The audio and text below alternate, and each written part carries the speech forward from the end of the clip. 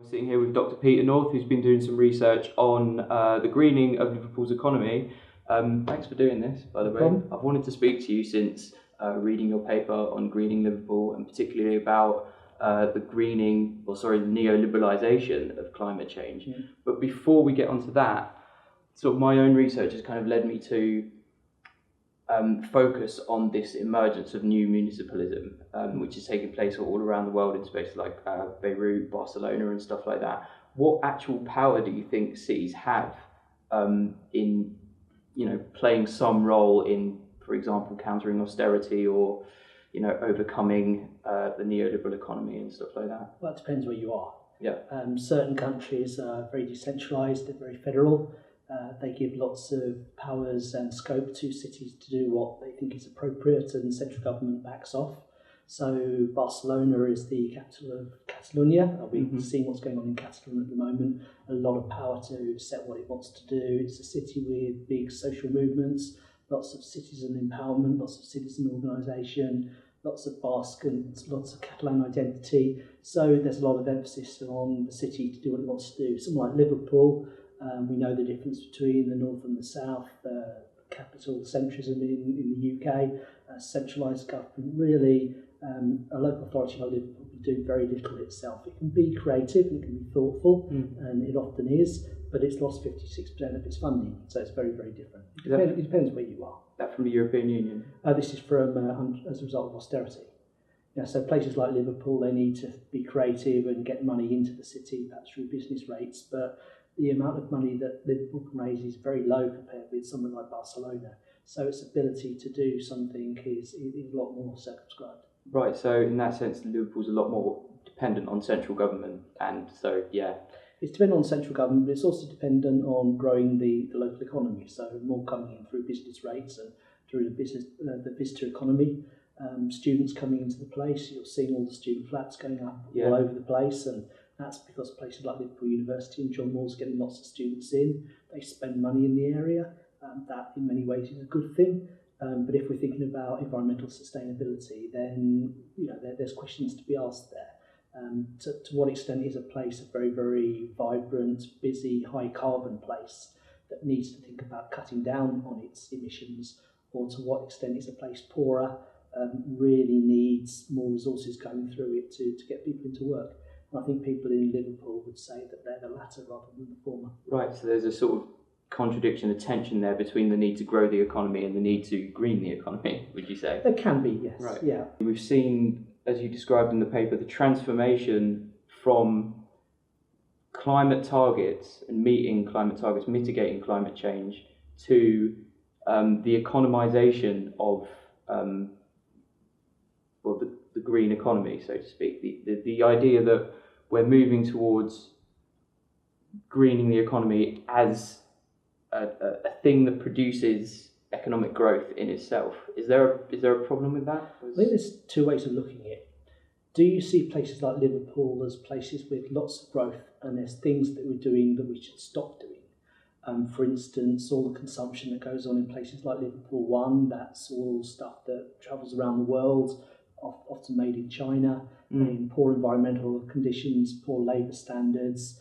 Do we really need to be living in a globalised economy where all this stuff moves around on container ships? Growth. Do we want more people flying into Liverpool Airport on city breaks? Do we want people driving into the city centre, causing all sorts of problems? Well, probably not. Do we want people travelling to Liverpool and staying longer? Yes. Do we want the hotels to be green? Yes. Do we want to be thinking about producing more of the things that we use on an everyday basis on a local way? Yes. Supporting local businesses rather than, say, big multinationals. So are there low carbon ways of having fun and building a visitor economy that mean that there's more stuff, there's more fun, but it's low carbon stuff and low carbon fun? Yeah. So you can de-link, more fun, more enjoyment, a better standard of living, more prosperity, better livelihoods from the throughput of stuff. Yeah. Yeah. So if we've got electric cars in Liverpool and they're powered by solar or wind, fine. If it's fossil fuel driven growth, obviously that's problematic. Yeah. So it's thinking of the resource throughput rather than necessarily whether it's growing or not. Has Liverpool made a kind of transitional effort to green itself over the past 20 odd years? Well, there's been different periods. I mean, obviously in the 1980s, industry collapsed in Liverpool. Mm-hmm. It was a major port in the 1960s, so think of all the throughput of resources through Liverpool in the 1960s that collapsed in the 1980s. So in terms of our emissions, the city's doing very, very well. Right. You know, its emissions are naturally going down because of the collapse of industry. So that's a good thing, but Liverpool hasn't really done a lot to make that happen. So the Labour government said that UK as a whole needs to take a lead on carbon reduction. And that's because if you think globally, places like Liverpool where climate change started, because we were the first industrial places based on water power and then on coal power. So if you think about historical emissions, Liverpool and the economy around Liverpool, when industrialisation grew up, chucked loads of stuff out there. Mm. And it's a bit unfair to say to China, you can't develop after we have. You know, the Chinese are quite rightly to say, you caused the problem, how will you fix it? And they're right. So now our emissions are going down, so our contemporary emissions are low, but our historical emissions are high. The Labour government said, as a whole, the UK has got to lower its emissions, and it had the UK Climate Change Act, first in the world, one of the best ones in the world, and everything was good. And their approach was to set targets to cut emissions. The coalition got rid of all that. So you could say to some extent that Liverpool's doing fine because its contemporary emissions are low, because of deindustrialisation, but it's not got any targets going ahead for decarbonisation on a more strategic way. Mm. And our project was about a debate between people that say everything's fine on a ad hoc basis, do what you can, don't worry about the targets, and other people that said not good enough, we need a strategic way forward. And that's why we suggested that Liverpool bid to be a European green capital. Right. That's a way of acting more strategically. The mayor decided against that. He's elected, that's up to him, but I think he's missing a trick. So what you do is you do a strategic analysis of where your emissions are, and you get the best people in Europe to look at those and compare yourself with other cities and come up with a more strategic plan. And when we did our analysis, we thought we would do pretty well. You know, we could do more on electric cars. Our recycling rates weren't that good, but there's more we could do. And we thought, wouldn't it be good to say, look at Liverpool, it's a place that's cleaned its act up through deindustrialisation. Mm-hmm. It's now a pretty vibrant place after capital culture. You go down Bold Street on a Saturday night, it's going crazy. Wouldn't it be good to say, look, we can be one of the greenest places with the best ways of living as well? Yeah. And we thought that's a way of challenging and focusing and catalysing the transition to a low carbon economy at a city level. Right. But the mayor decided he wanted to go for the sports thing, the what's it called? So culture-led model of you'll have to redo that. Yeah. But the Commonwealth Games. Okay. So the mayor decided he wanted to go for Commonwealth Games rather than for the Green Capital, which we thought is understandable because it fits with the way Liverpool sees itself as a sports city, but environmentally it's not the best. No, it sounds really bad. But also this idea of redeveloping the area, could that be done? I mean, obviously that can be done in more green ways or less green ways.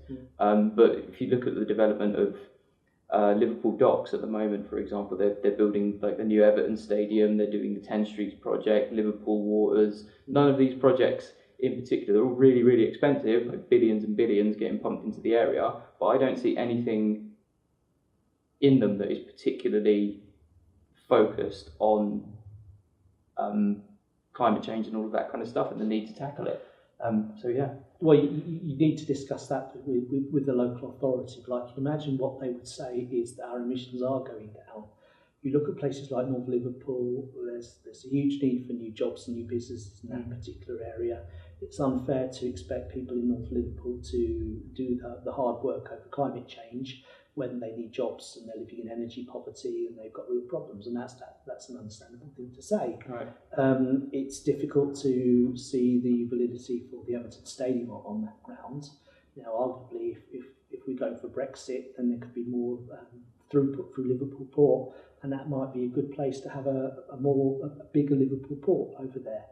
10 Streets is a bit different. I mean, if you look at what's happened in the Baltic, in many ways it's been a good example of bottom-up organic regeneration through the knowledge economy and the arts economy and games and everything like that. Local authority butted out of that quite rightly, let the area grow up in an organic way, and I think now they want to recreate that with the 10 Streets. And is that going to be gentrification or is it going to be something different? There is the opportunity to do that as a very green area, so think of solar panels and think of retrofitting and getting it the best quality kind of development that a green capital bid would have encouraged to happen. Mm-hmm. I imagine it will be just growth. Yeah, that's what it seems to be like now. Our friend has a pub down there, and they just had the consultation over it to see what the 10 Streets plans are, and they're going to build a road right through the pub. Mm. But in their brochure they say we're going to be like working with the community and all this kind of stuff. So there's a definite PR focus on community engagement. It's difficult to think of what the community is in 10 Streets, really, isn't it? Because there's the railway, and then the community is the other side of it. The Eldonians and into that part, and then you go into Project Jennifer. So that kind of area is more derelict, and it's the kind of place where interesting people practicing with bands, do interesting things very, very cheaply. Mm. And some people would say that kind of area, you leave it alone, rather than you gentrify it, and will they be forced out there? It's a good example of a sort of space on the edge of the city centre that's slowly gentrifying, and some people say leave it alone, let it happen on its own. But it could be a good example of green development. Yeah. But I don't think Liverpool Council at the moment takes that kind of development seriously enough, because they still think what Liverpool needs is growth. Yeah. Not enough small businesses, people not skilled enough. That's what the focus is. Yeah. And this was the point of the project that you sort of undertook, low carbon Liverpool. Yeah, to try and inject that kind of focus into politics. One of the things that I really liked about the paper was that you dismissed the kind of post-politics perspective that nothing can really be done about it or nothing can really happen, and you talk about or that there's no debate is the issue. Right. It's just sustainable development, which everybody agrees with because it's motherhood and apple pie. Right. Well, no, we've just indicated there's some of the debates about this. It's a political issue. Yeah, and so the pragmatic kind of legwork that needs to be done in terms of developing partnerships where there's tensions and all of that kind of stuff. I mean, I was reading it and it seemed like an episode of The Wire or something, just loads of different characters at work, at play, each has their own different set of interests and all of that kind of stuff. What was it like working in that kind of environment? Well, it was interesting because we crossed the boundary of the 2010 election. So when we first started, the question was, what does Liverpool need to do to be prosperous, but do what it needs to do to avoid dangerous climate change? And there was loads of people doing all sorts of things. So we held big meetings with lots of people coming along. And then we were debating whether we should engage, degrowth, no growth. Should we be shrinking the city? Should we be saying we don't want to grow? Take the opportunity of less economic activity going on to rewild parts of the city, have more parks and everything like that. But then you could see that Liverpool 1 had opened. Mm-hmm. There was the financial crash. Everybody was panicking to say, we're going to go back to the 1980s. It's going to be a disaster. It wasn't. Which in Liverpool is a big fear, I guess. Yeah, but, Liverpool's not the first place to go into recession. It's bigger here, and we're the last place out. We bucked that trend based on cultural regeneration and sport and music and everything like that. And good, that's getting jobs into the place. So we then had the election come in, and the coalition basically sacked all the agencies that were providing support to manage the transition to a low carbon economy. So we moved from a lot of people doing things and targets to really, my goodness, we're going to be potentially in a mess here. Let's panic and focus on growth. And I can understand that because, someone said to us, you people that are critical of growth, and you're right to be, you need to remember what it's like to be in a city without growth. And no one wants to go back to the 1980s, but that's not what the issue is now. So some people would say that Liverpool is doing the right thing, but it's focusing on new jobs from the green sectors, so low carbon, the knowledge economy, the visitor economy, and the ports. And we were saying that that's understandable, but low carbon shouldn't be just a source of jobs. The port should be low carbon, the visitor economy should be low carbon, and the knowledge economy should be low carbon. and it should be mainstreamed into the agenda. Right. And people said, yeah, we buy that, but not a lot's happened. Yeah. And then we had the introduction of Mayor Anderson, who is Mayor Anderson. He is a, how do we put it? He is a large character. He's got a big personal mandate. He cares about the city, obviously, and he doesn't really believe, I don't think that this is the right way forward. We were at a meeting and councillors said this is a environmental issue from the leafy part of the city and it's not mainstream. I think that's very short-sighted. Right. And I think that a mayor needs to be thinking 20, 30 years ahead. Liverpool is surviving, the current crisis, but unless it moves on to the next long-term phase of economic development around low carbon, where low carbon is mainstreamed, then I think we're going to have problems. Right, because if there's another sort of economic crash, the city won't be capable of, like, I don't know, for example, could it fall back on producing its own energy? Well, in many ways, that's one of the things we looked at in terms of producing your energy. In a place like the UK, we're quite far north, so solar power probably at the moment doesn't make a huge amount of sense. It's rather grey today. But we've got a huge amount of wind, and you get more bang for your buck with offshore wind out in the Irish Sea. And what was interesting during the project, I remember going to a meeting and people were saying, oh, can we get Siemens to put some windmills up in the Irish Sea? And I said, well, we've got the ability to make those over in Birkenhead. Why aren't we producing the windmills? Why do we get Siemens to do it? Why aren't we doing it ourselves? And then core status was achieved, which is the government investing in offshore, and it's a big success out in the Irish Sea. You just see it. I love being in a city where you can see windmills from the city centre, but it doesn't benefit Liverpool. It goes through Liverpool onto the national grid, because that's the kind of setup we have in a centralised city. We talked earlier about what power the cities have, and we're a centralised place. If you look at Germany, you have a lot more energy co-ops where people are doing it a lot more locally, and that's the kind of thing that we need to do. So the council, quite rightly, have got a Liverpool energy company which bulk buys from the national grid to sell on to people cheaply. But why can't there be much more of energy being produced locally? But it's because we live in a very, very centralised system over here. Do you think there'd be a change in Mayor Anderson's mind if there was to be a change in central government, for example? Or is Labour, as it exists now, even in opposition, putting some kind of pressure on local councils to do certain things like this? Or is it? I think austerity and Brexit is the only game in town at the moment. When we started the project, we just had a period of very, very hot summers. And there was the film, An Inconvenient Truth by Al Gore. Yeah. And climate was on people's minds, and it was common sense. Why is it so hot? Why are fuel prices so high? There was a feeling of crisis. Then the 2008 crisis hit, and now it's Brexit and it's austerity. That's what people are thinking of, and climate has gone down the agenda. In many ways, the lack of economic activity around Brexit is a good thing, because it means that there's less emissions being created. But there isn't that sense of urgency around climate, and I don't think that the current Labour administration and the mayor gets that. I think he focuses quite understandably on issues of poverty and social exclusion and North Liverpool, and that's fine. But I think it's missing a trick really about what the city could do. Right. So I think we've got to move on from welcome initiatives like creating the Liverpool Energy Company to more of a focus on greening. Yeah.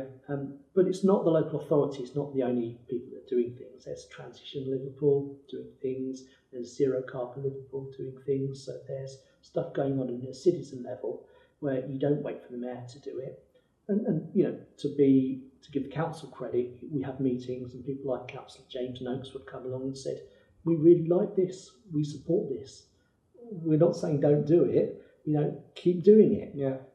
On the other hand, didn't bid for European Green Capital, so not doing it at a strategic level. So they're happy for citizens to do it.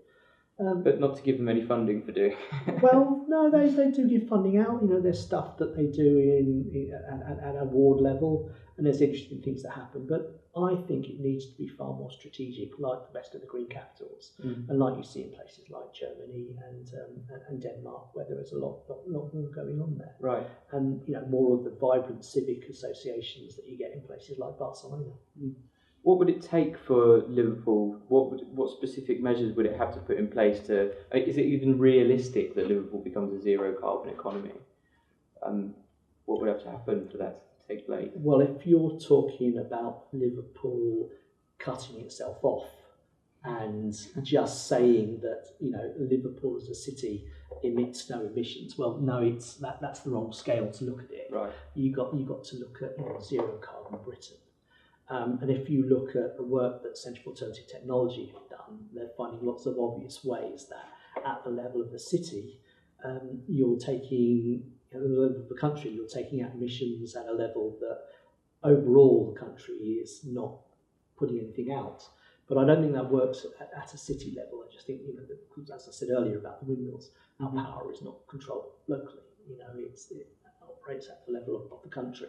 So I don't think a zero carbon Liverpool is the best way to look at it, which is why for low carbon Liverpool we talk about low carbon, not zero carbon, because I think it's more about the transition to a lower carbon economy. Now you can produce cars, well, there's going to be emissions associated with producing cars, even if they're electric. Yeah, you're going to use resources, and so it gets down to a debate between, is this a technical solution put forward by people like Cat, and they say there's lots of things you can do, or is it more of a political issue? And I think it's more of a political issue. I mean, are we going to eat meat? That's a huge part of it. Are we going to be planting loads of trees, and are we going to be greening a lot more? Are we going to be banning cars from parts of city centres? Are we going to be getting more people walking? So it's more complicated and it's a multi-scale phenomenon. That's what we need to look at. Yeah. What do you think about Gove's announcement that they're going to completely ban petrol and diesel cars by 2040? Do you think that's just a game of political football? Do you think climate change or green economies and stuff like that has just become a tool for? I'd be very surprised if there were petrol cars in 2040. Why is that? Because technological change. Right. Introduction of electric cars, it's a no-brainer. Right. If you look at the Montreal Protocol, which abolished CFCs, that happened because industry developed your aerosols that don't need CFCs. So industry said, yeah, fine. And that's the way it works. So some people say, we need to abolish capitalism to avoid dangerous climate change. I say, perhaps. I think it's more likely to happen through the processes of technological change. Yeah. And capitalism has been one of the most inventive ways of doing things that humanity has ever developed. Yeah. Even though it's crisis-ridden and it's exploitative, and there's huge problems with it, obviously. But there's something about the creativity of capitalism when the state works together with it. That is the way forward, really. Right. And that's what I see happening. So I think it's through processes of innovation that we'll get to a low carbon economy. And I think the question is more as whether we can do it quickly enough. Climate change is causing ravages, as we talk now in California. There's 23 people dead in forest fires. One of the issues about Liverpool when we were talking things is that there's no existential threat to the city. Sea level rise, well, we built the docks, in the 1750s, 1780s, so we can handle sea level rise probably. We've not got forest fires in the hills above Liverpool because there aren't any hills above Liverpool. We don't have those major threats that other cities have to deal with that say you can't go on like this. We can handle it. We're one of the richest countries in the world, even before Brexit. And one of the interesting things about geographies of responsibility is that we've got the longest history of emissions, and we're in one of the best places to be in a difficult time in 2050. Yeah. What has Bangladesh, what's the Niger Delta done for climate change? To cause climate change, not a lot. That's the place where it's happening now. What's Nauru done? Places that are really suffering from climate change. They didn't cause it, but we did. And that's why I think it's important for places like Liverpool to give leadership. That was one of the reasons for the call to be a green capital, because we should be saying we've caused the problem, we're going to fix it. Do you think anything's likely to happen in the United States now that they seem to be getting battered every other day? You hear some existential threat, whether it's a hurricane or a wildfire or anything like that. Do you think that, there's going to be any change as a result of those things, or do you think they'll just fob it off and it won't be? And again, go back to my question about depends where you are. Yeah. If you look at New York and what Mayor Bloomberg did, his Plan NYC, that was one of the models that we suggested for Liverpool as a really good way of dealing with climate vulnerability and avoiding dangerous climate change. Los Angeles, LARC is doing lots of stuff, linking up all the cities of Los Angeles, Seattle, New Orleans. There's lots of mayors who are creative and they're taking a lead on climate change because they know they've got to, and because they know that they need to be in business in the next 50 years, and they know that if they don't do something now, there'll probably be legislation in the future. So don't put your head in the sand and hope it's all going to go away. Make sure that your city is set up for climate. And I don't see the same sense of urgency from the Labour Council in Liverpool. And what worries me is that I've got good friends in the Green Party, but I can't see the Green Party ever being the council in charge of Liverpool Council. It's got to be through the Labour Party in a one-party state like Liverpool. So we'll have to see what the Corbynites and the Momentum people say. Right. I think there's going to be some interesting younger people coming through that get climate and get social justice and get doing things locally and get cooperatives and interesting ways that you can produce an economy that provides good livelihoods for people and avoids climate change. And I think the current administration is focused on growth. Yeah. Do you see anything changing if Labour comes back into power? Is there glimmers of hope there? Yeah. I think so. Policy-wise? I think there's lots of things that could be done. I think McDonnell and Corbyn get climate change in a way that the current administration don't. It was the Labour government that introduced the Climate Change Act, so absolutely I see that's what I think needs to happen. But I think we've got to deal with Brexit before that. That's the issue. That's going to be everything breaks on. That's going to be a long process, though. Yeah, and the question then comes about, would Liverpool under Brexit be able to do more than it can do at the moment? And some people say yes, because you can produce much more locally than you do under EU rules. Some people would say that that's the way forward. Other people would say you can do that anyway at the moment. So I think that's the issue. Austerity and Brexit has meant that climate isn't on the agenda at the moment, and it's a problem. What about in terms of the EU as a sort of supranational organisation? Is there anything built into the EU rules and regulations about that kind of stuff? Because obviously we've seen Germany, I think 35% green energy by 2030 or something like that. But is it the job of governments, or will the EU have to impose this kind of thing? Given the EU's tendency towards neoliberalism now, is that on the back burner for them as well? I think the EU's done a lot on climate. Right. It's one of the good boys globally, good boys or girls globally, compared with other places. I think there's a consensus internationally about the need to do something. It's about how you do that at a more local scale.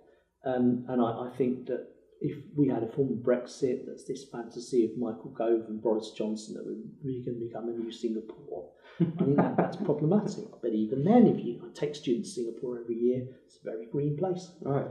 Doing a lot. So, I think it's a case of, do you take climate seriously and do you act on it?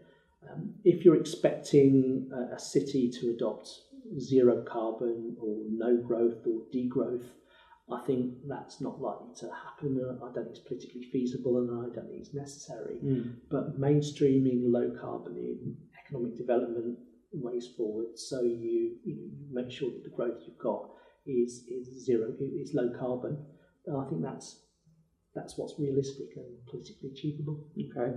Last question then. What do you think the people of Liverpool can do right now to move to mainstream the green agenda?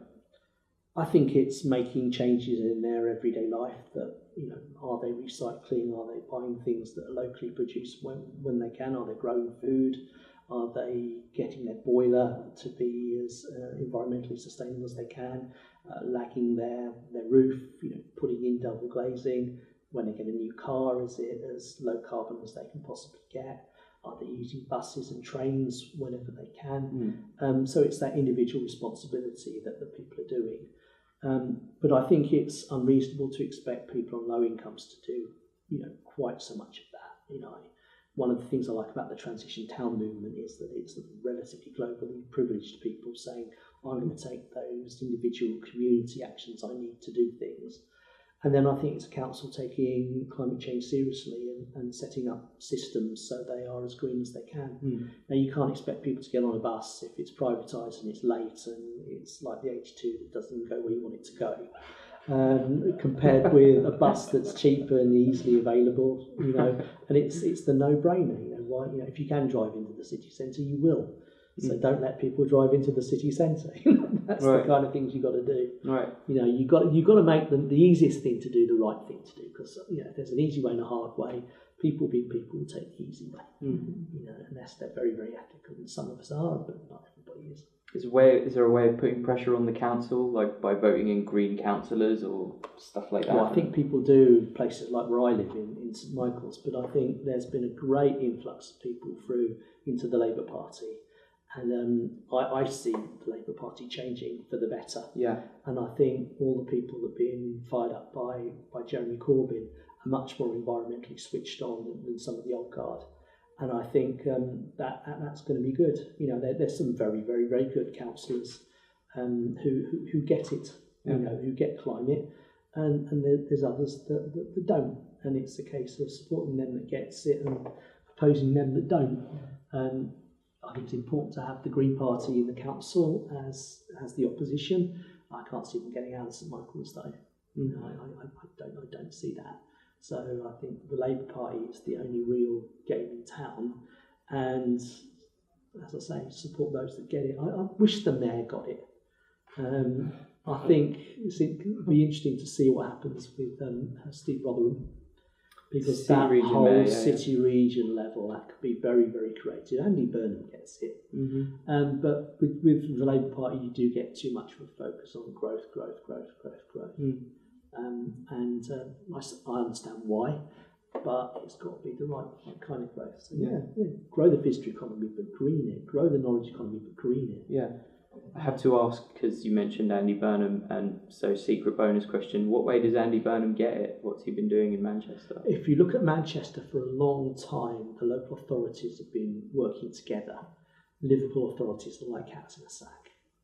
And they do understand that you need to have more of a New York-style strategic plan moving forward, and I think that Andy Burnham gets the idea that it's got to be sustainable growth that's introducing low carbon stuff.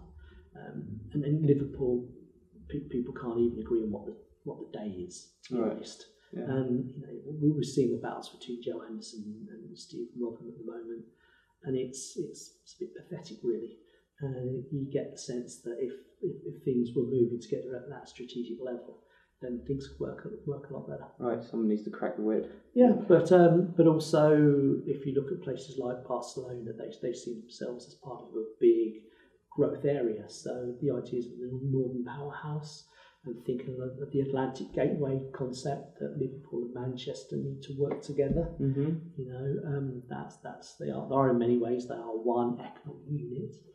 That could be very powerful. That could be very, very interesting. But the government needs to come behind with things like public transport. It is ridiculous that it takes so long to get to Manchester. It's just crazy. Yeah. So people will drive if they're working between the two cities. So that's the kind of thing we need to be thinking about. Okay. Peter North, thank you very much. Thank you very much. Cheers. Cheers.